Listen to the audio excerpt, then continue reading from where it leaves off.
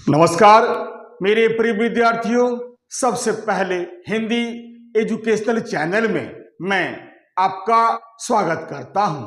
आज मैं आपके समक्ष उपन्यास सम्राट तथा कहानी सम्राट मुंशी प्रेमचंद द्वारा रचित गबन उपन्यास के अंतर्गत छोटे छोटे अवतरण संबंधी प्रश्न उत्तर को आपके समक्ष प्रस्तुत करना चाहता हूं।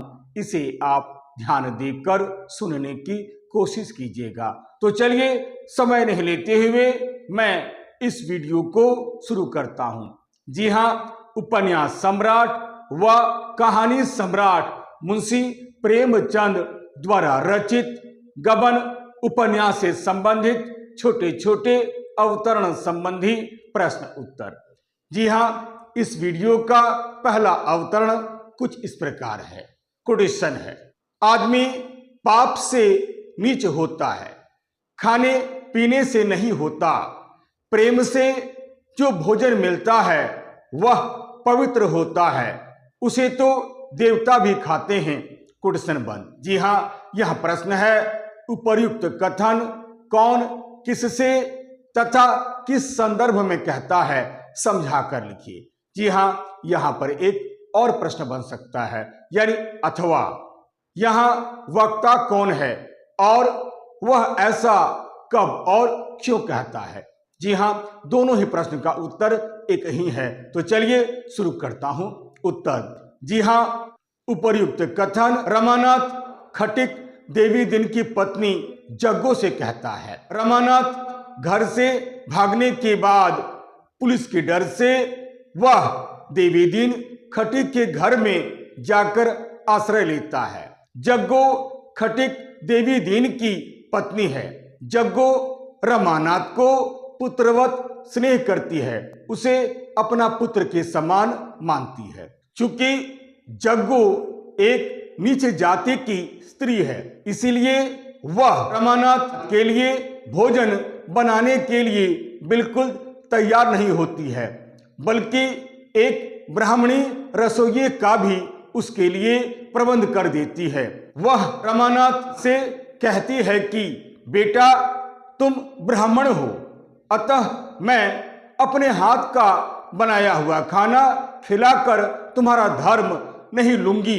इस पर रमानाथ उससे कहता है कि माँ, मैं तो तुम्हारी ही हाथ का बना हुआ रसोई खाऊंगा। जब तुम मेरी माँ बन चुकी हो तो पाक छूत का क्या विचार। मुझे अपने घर वालों के कहने की भी कोई चिंता नहीं है। मुझे किसी बात का डर नहीं है कि मैं किसके घर में आकर भोजन कर रहा हूँ। माँ, आदमी खाने पीने से नीच नहीं होता है, बल्कि वह तो नीच पाप कर्म करने से होता है। यदि प्रेम से भोजन मिलता है तो वह बहुत ही पवित्र होता है, उसका तो देवता तक भी भोग लगाते हैं। अतः तुम्हारा बनाया हुआ भोजन करने में मुझे किसी बात को लेकर चिंता नहीं है, बल्कि तुम्हारे हाथ का बनाया हुआ भोजन करने में मुझे बहुत प्रसन्नता है। आइए अब दूसरा प्रश्न शुरू करता हूं। दूसरा अवतरण कुछ इस प्रकार है। कोटेशन है, अन्य पापियों की तरह मस्तिष्क भी कार्य में तत्पर न होकर बहाने खोजता है। कोई आधार मिल जाने से मानो वह छुट्टी पा लेता है। कोटेशन बंद। जी हां, यहां प्रश्न बनता है, यहां वह शब्द का प्रयोग किसके लिए किया गया है। पंक्ति में आए हुए व्यक्ति की मन स्थिति का वर्णन अपने शब्दों में कीजिए। जी हां, इस प्रश्न का उत्तर हम ऐसे लिखेंगे। उत्तर होगा, यहां वह शब्द का प्रयोग रमानाथ के लिए हुआ है। रमानाथ घर से भागने के बाद पुलिस के डर से देवी दिन खटिक के घर में आकर आश्रय लेता है। वह कलकत्ता में रहता है। एक दिन जब रमानाथ घर से बाहर निकलता है, तब कई युवकों की बातचीत से रमानाथ को प्रजामित्र में प्रकाशित एक शतरंज का नक्शा को देखता है। नक्शे को देखकर नक्शे को भरने की इच्छा होती है। जब वह उस नक्शे को देखता है तब उसकी धुंधली स्मृति में वह बात याद आ जाती है कि उसने यह नक्शा आखिर कहाँ देखा है। वह उसे याद करने की कोशिश करता है कि उसने इस नक्शे को कहाँ देखा है। उसे यह विश्वास हो जाता है कि याद आते ही वह उसका हल जरूर निकाल लेगा। नक्शा को देखते ही शायद उसका हल भी समझ में आ जाए।